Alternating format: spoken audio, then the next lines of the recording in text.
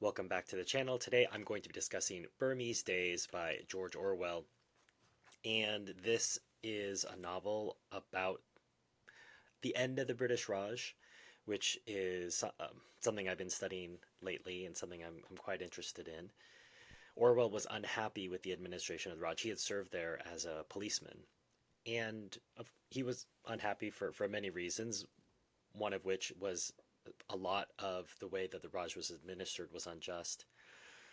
But the story itself gives us a look inside the Raj from both sides, from both the colonizers, from the English, as well as a little bit from the natives. And I say a little bit because I think in the story, when we get to see how the natives are interacting, it's very much in a narrative form. Yes, the narrator tells us some of the thoughts of our characters, but it's almost as if we see things that they're doing without necessarily understanding what they're doing. And our main character, the person who drives this plot forward, he is, like Orwell, someone who has sympathies with the natives. And he, in a way, has gone native. He doesn't really want to go back to England. In a way, he can't go back, but he's not really part of Burma either. And as I do in a lot of these novel reviews, what I'm not going to do is break down the story, plot, characters. There's plenty of other great reviewers who can do that for you. I just want to read a few quotes from the text that give you insight into how the story advances and some of the perspectives that you're going to hear. So, firstly, I'm going to say these are quotes. What does discrimination look like? And obviously, the N word is used. I don't want YouTube to censor this video, so I'm just gonna say N-word when I get to this in the text, okay? But you know what I'm talking about. My God, I should have thought in a case like this, when it's a question of keeping those black, stinking swine out of the only place where we can enjoy ourselves, you'd have the decency to back me up. Even if that pot-bellied, greasy little sod of an N doctor is your best pal. I don't care if you choose to pal up with the scum of the bazaar. If it pleases you to go to Veraswami's house and drink whiskey with all his N pals, that's your lookout. Do what you like outside the club, but by God, it's a different matter when you talk of bringing N in here. I suppose you'd like little Veraswami for a club member, eh? Chipping into our conversation and pawing everyone with his sweaty hands and breathing his filthy garlic breath in our faces. By God, he'd go out with my boot behind him if ever I saw his black snout out inside that door. Greasy, pot-bellied little blank, etc. This went on for several minutes. It was curiously impressive because it was so completely sincere. Ellis really did hate Orientals, hated them with a bitter, restless loathing as of something evil or unclean. Living and working as the assistant of a timbered firm must, in perpetual contact with the Burmese, he had never grown used to the sight of a black face. Any hint of friendly feeling towards an Oriental seemed to him a horrible perversity. He was an intelligent man and an able servant of his firm, but he was one of those Englishmen, common, unfortunately, who should never be allowed to set foot in the East. So, if you could tell from that, one of these characters objects to potentially having a native member of the club. Here, the same character is interacting with the butler at the club. "Butler," yelled Ellis, and as the butler appeared, "go and wake that bloody chokra up." "Yes, master." "And butler." "Yes, master." "How much ice have we got left?" "'Bout 20 pounds, master. Will only last today, I think. I find it very difficult to keep ice cool now." "Don't talk like that, damn you. I find it very difficult. Have you swallowed a dictionary?" "Please, master, can't keeping ice cool. That's how you ought to talk. We shall have to sack this fellow if he gets to talk English too well. I can't stick servants who talk English. Do you hear, butler?" "Yes, master," said the butler, and retired. And what do the natives think about? There's a subplot here about one native trying to frame another native for petty, jealous ends. The character says, "Nonsense, nonsense," said Upokyin comfortably. Well, sorry, I'll read before this because he's trying to show that the character he's trying to frame would be disloyal. And the wife responds, "It would be a hard thing to prove," objected Bassein. "The doctor is very loyal to the Europeans. He grows angry when anything is said against them. They will know that, do you not think?" "Nonsense, nonsense," said Upokyin comfortably. "No European cares anything about proofs. When a man has a black face, suspicion is proof. A few anonymous letters will work wonders. It is only a question of persisting. Accuse, accuse, go on accusing. That is the way with Europeans. One anonymous letter after another to every European in turn. And then, when their suspicions are thoroughly aroused, Upokyin brought one short arm from behind his back and clicked his thumb and finger. He added, "We begin with this article in the Burmese Patriot. The Europeans will shout with rage when they see it. Well, the next move is to persuade them that it was the doctor who wrote it." So obviously the key quote in there is, "When a man has a black face, suspicion is proof." So those are just a couple excerpts to give you some sense of the frame that we're dealing with. Obviously, there's this beautiful jungle of a country, difficult weather for people from England, challenging conditions away from your home, but clear prejudice and discrimination against people who don't look like you, who don't think like you, who don't speak like you. And that's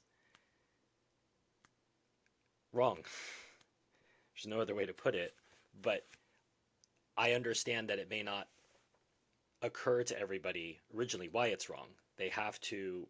You, I've always said this, that you can't outlaw discrimination. You can't outlaw racism in the sense of people overcome discrimination, people overcome attitudes of racism through love.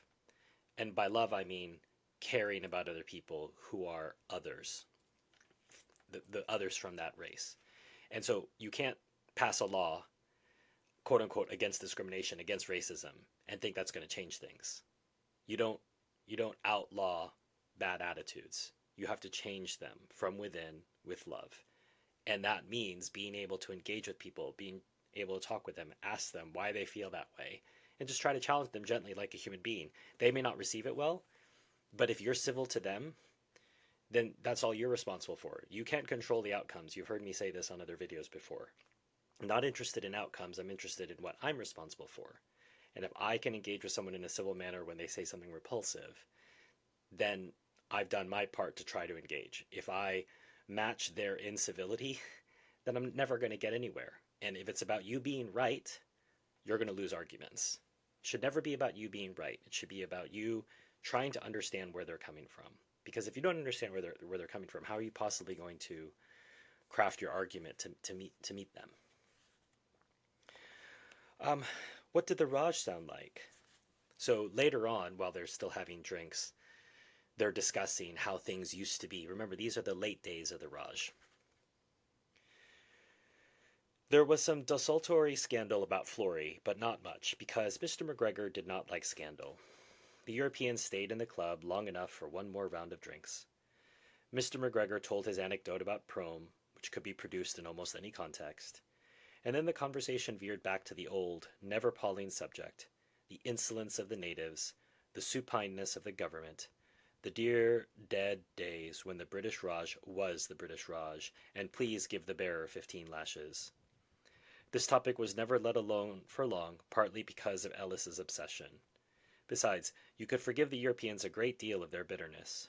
Living and working among Orientals would try the temper of a saint. And all of them, the officials particularly, knew what it was to be baited and insulted. Almost every day when Westfield or Mr. McGregor or even Maxwell went down the street, the high school boys with their young yellow faces, faces smooth as gold coins, full of that maddening contempt that sits so naturally on the Mongolian face, sneered at them as they went past, sometimes hooted after them with hyena-like laughter. The life of the Anglo-Indian officials is not all jam. In comfortless camps, in sweltering offices, in gloomy dak bungalows smelling of dust and earth oil, they earn, perhaps, the right to be a little disagreeable.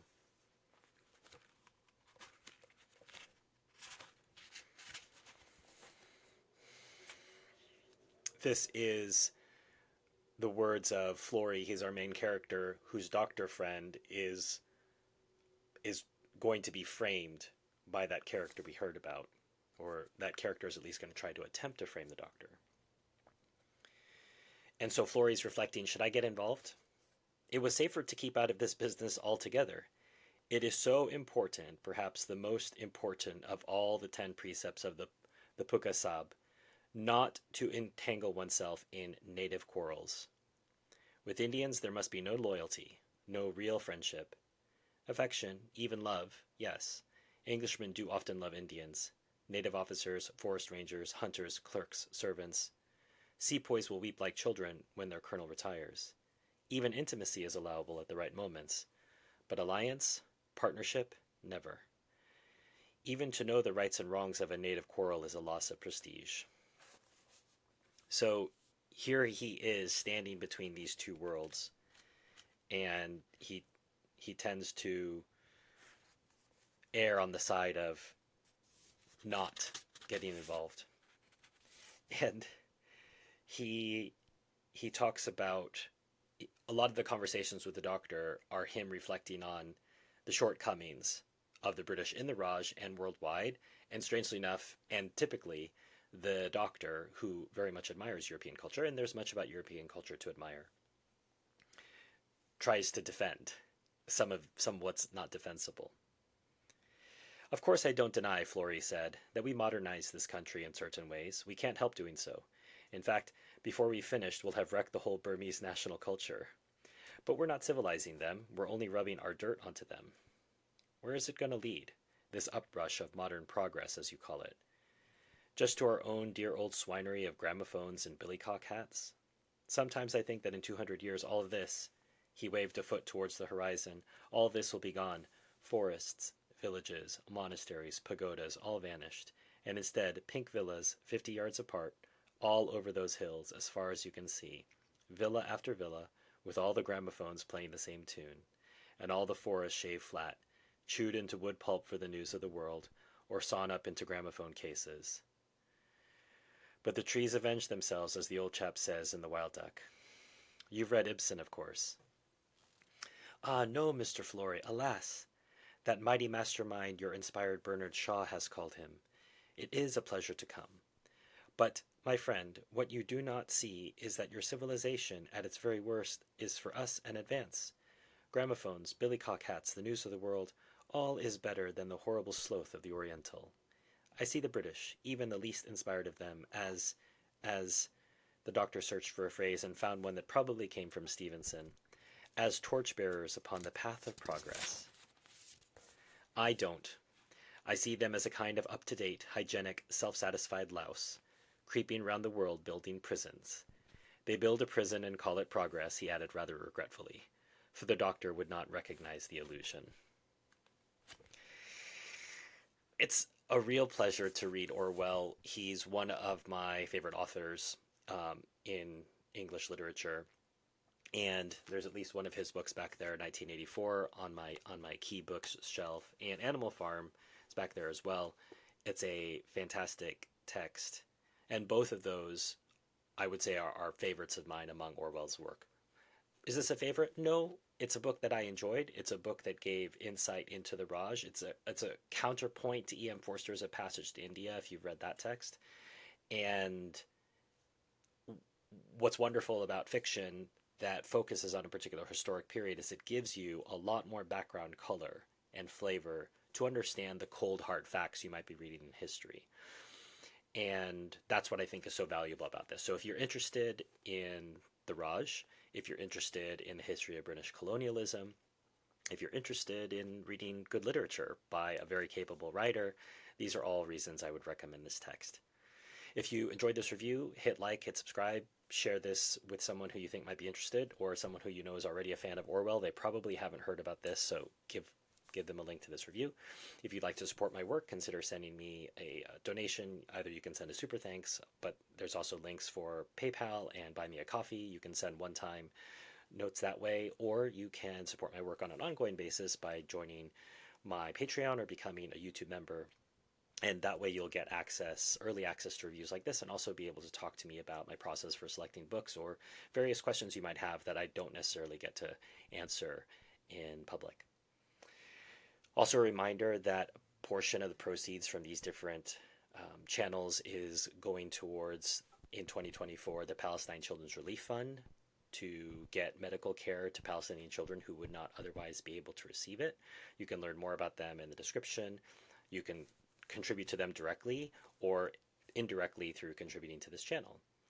Finally, if you're looking to nominate books for 2025, my Amazon wish list is linked as well. Feel free to buy a book and send it my way, and I'll look into reviewing it for next year. Can't promise, but let's just say it's a strong vote in its favor if you do something like that. Until next time, enjoy your reading.